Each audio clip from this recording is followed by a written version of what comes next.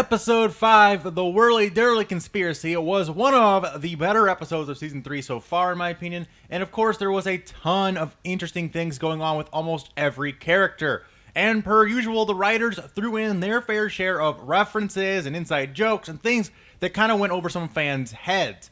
So today I want to go over a few of the things that I noticed in the episode.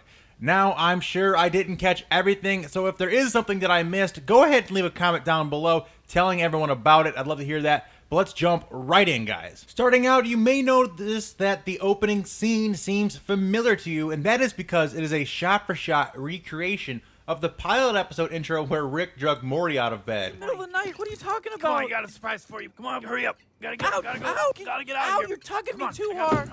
Also, continuing on this season's trend of having premises based around popular TV or movies, we saw the whole small park where you can't die thing is loosely based around the HBO show Westworld. And another show that was referenced in this episode is, of course, Attack on Titan, as the inside-out giant version of Summer and Beth heavily resemble the Titans from the popular anime series. As I was watching the end of this episode, when we see Ethan being Cronenberged by Morty, it made me remember back to the episode from Season 1 where we saw Rick put Anatomy Park inside of Ethan. So what may have happened to that? We don't really know. We'll touch on this later. We'll have to wait and see what happened to Anatomy Park. One thing that I had to look up is the word epoch, because Jerry uses it in this episode. I'm starting to believe you, because I just finished merging with your essence for an endless epoch, and I'm already back to thinking you're an asshole. Fine with me. Let's just go our separate ways. Sounds like you and the word epoch have a lot of catching up to do. An epoch is a period of time or history or a person's life, typically marked by notable events or particular characteristics.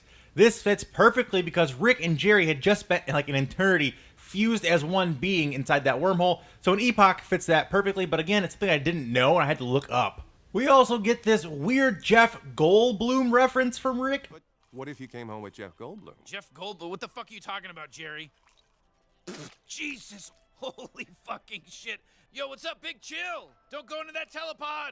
Rick is referring to the film The Big Chill, which was one of Jeff Goldblum's earliest films. And when he talks about the telepod reference, this is from the movie The Fly, which was directed by David Cronenberg, who the writers love to make references to. We also get to see a few aliens we've seen in previous episodes, like this one who we originally saw at the Blitz and Chits episode. He was also in last week's episode in the party scene. Beth makes quite a few weird comments in this episode, and she makes a comment that Summer Clive Barkered herself.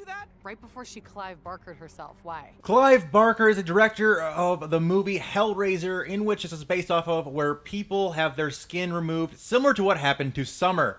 Beth also makes another comment about flesh-colored crayons. Oh, God, are you gonna go on another spiel like you did with the flesh-colored crayon? I'm pretty sure This is a joke about the controversy that stemmed around the name of the color of that crayon, because not everyone's skin tone is the same. But Crayola changed the name of the color to peach back in 1962, so this is a very old and obscure reference to an old controversy, but something that was pretty funny. We also get to see that Rick apparently has many cybernetic enhancements inside of his body, including this hilarious suction cup gun. But that led many people to believe that this isn't our original Rick that we have been following from episode 1 of season 1.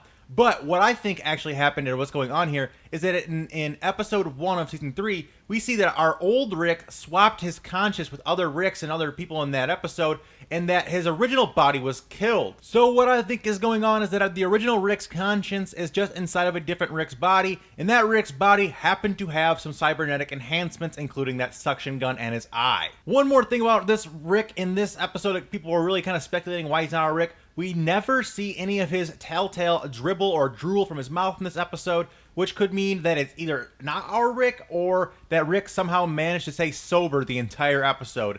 But that's just up there. It's kind of a theory going around right now, but I thought I'd throw that in as well. The acid trip scene, which was really funny, was a major part of this episode. There are countless religious and cultural references in here, including this chakra, which is a popular figure in Hinduism and Buddhism and other religions. If we freeze frame, we can also see this really creepy shot of Rick nursing this alien, but in the background we can see these busts of Bird Person and Beth on the mantle, so that's also pretty weird. And the whole thing is kind of like this weird animated version of Space Odyssey 2021. Kind of a weird thing. I thought it was pretty interesting though. And finally, probably the biggest and coolest Easter egg I was able to find was in the after credit scene.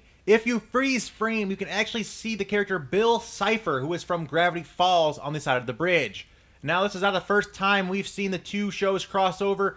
As we know, the show's creators are really good friends in real life, and we've seen this in previous seasons. We saw that one thing where the stuff came out of the wormhole that was thrown in a episode of Gravity Falls. That was pretty cool. So keep an eye out for more hidden Gravity Falls stuff in the coming episodes and the rest of the season, because I'm sure there's going to be more of it thrown in there somewhere. But anyway, guys, that's all I came across. Hopefully, like I said, if you guys found anything else that I may have missed, please leave a comment with it down below. I hope you guys all enjoyed this video. And if you guys did, please do me a massive favor and hit that like button and subscribe if you're new around here. And also check out all my previous Rick and Morty content. I've done a whole playlist full of theories and Easter egg videos. Check those out. Links in the end slate and the description.